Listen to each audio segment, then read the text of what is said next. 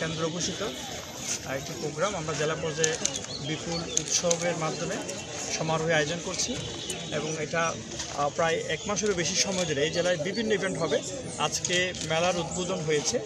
এই মেলার মাধ্যমে আমরা এই জেলার সকল তরুণ তরুণীদেরকে দেশ বদলের, দেশ গড়ার প্রত্যয় নেওয়ার জন্য উৎসাহিত করছি, মোটিভেশন করছি।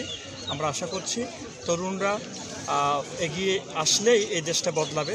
তাদের মাধ্যমে তাদের প্রথম পরিবার বদলাবে, পরিবার বদলালে সমাজ বদলাবে।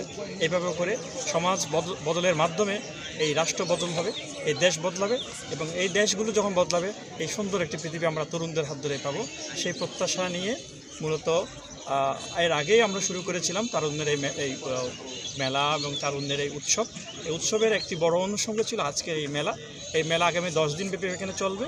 এই মেলার মাধ্যমে আমরা এই জেলার সকল তরুণ তরুণী সহ সর্বস্তরের জনগণের কাছে পৌঁছাতে চাই এই একটি মেসেজ, সেটি হচ্ছে তরুণরাই দেশ বদলের এই কার্যক্রমে অগ্রণী ভূমিকা রাখবে।